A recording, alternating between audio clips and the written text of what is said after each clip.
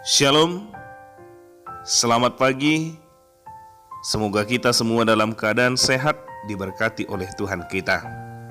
Mari mendengarkan firman Tuhan yang menjadi renungan pada hari ini, Sabtu 25 April 2020, yang tertulis dalam kitab Mazmur pasal 116 ayat yang ke-16. Ya Tuhan, aku hambamu anak dari hambamu perempuan. Engkau telah membuka ikatan-ikatanku. Demikian firman Tuhan. Dan untuk dapat memahami lebih mudah firman Tuhan hari ini, saya mengajak kita untuk membaca Mazmur pasal 116 ini secara keseluruhan. Bapak, Ibu, saudara-saudari yang terkasih, ada banyak alasan bagi manusia beriman mengaturkan atau mengucapkan rasa syukur yang berlimpah kepada Allah, Pencipta dan pemelihara hidup kita. Memang seharusnya hidup orang yang percaya senantiasa ditandai dengan untayan ucapan rasa syukur itu. Karena struktur dasar hidup seorang beriman, hidupnya penuh dengan rasa syukur. Begitu banyak alasan bagi setiap orang yang percaya untuk mengungkapkan syukur di dalam kehidupannya. Salah satunya ialah pengalaman luput dari belenggu maut. Memang kalau kita menyadari hidup ini begitu rapuhnya. Bahkan kalau kita boleh melihat hidup ini terarah kepada kematian. Tidak ada makhluk hidup yang tidak akan mati. Semuanya pasti mati. Namun di tengah-tengah kerapuhan kita harus meyakini bahwa Allah akan menolong kita. Itu sebabnya bagi orang yang percaya, maut ataupun mati bukanlah menjadi yang terakhir. Sebab akhirnya hidup akan kembali bermuara dalam kehidupan juga. Bahkan itu sampai kepada kehidupan yang kekal. Dan itulah yang kita percayai ketika Yesus bangkit dari kematian. Yesus bangkit mengalahkan kuasa maut, mengalahkan kuasa kematian. Hal inilah yang boleh kita lihat yang direnungkan dalam Mazmur 116 ini.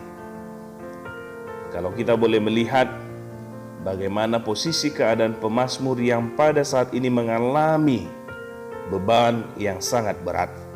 Bahkan beban itu digambarkan bahwa hidupnya telah diikat oleh tali-tali maut yang telah meliliti hidupnya, dan bahkan keadaannya seperti berada di dunia orang mati.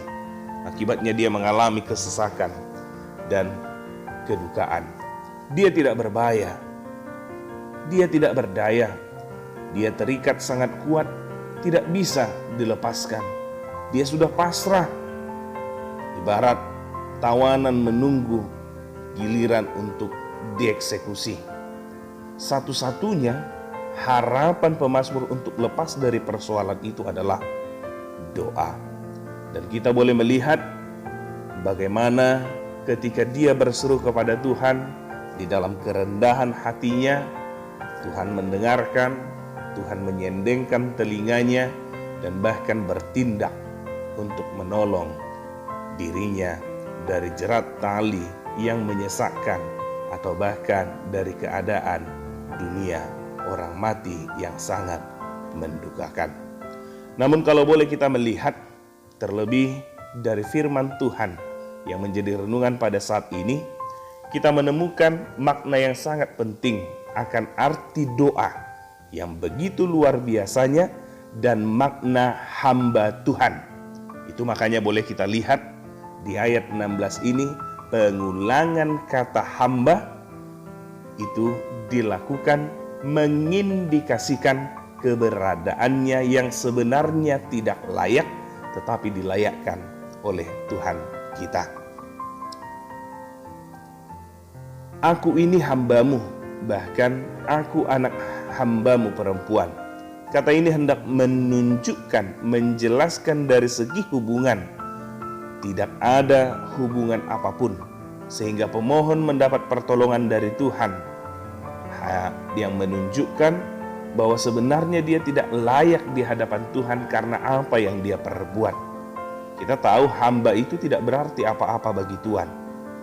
Tahu dengan kata ini mau menunjukkan bagaimana pemazmur di dalam doanya menunjukkan kerendahan yang amat dalam, yang sebenarnya tidak layak menerima pertolongan.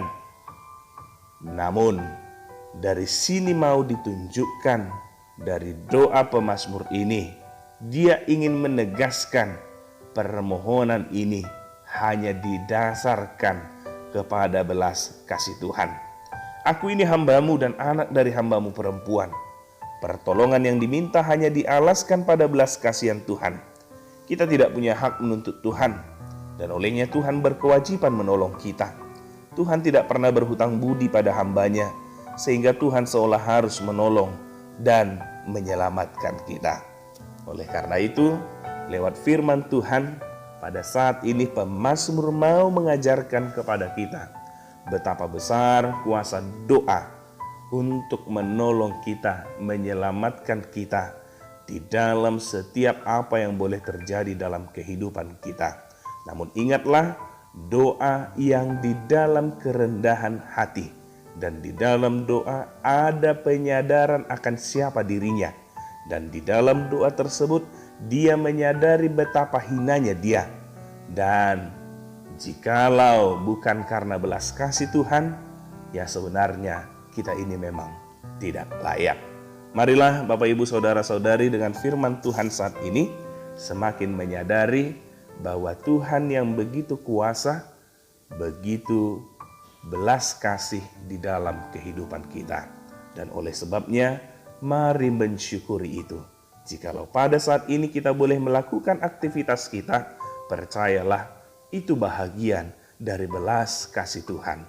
Dan marilah dengan demikian mau melakukan yang terbaik sebagai persembahan, sebagai bentuk ungkapan syukur dari kebaikan Tuhan di dalam kehidupan kita.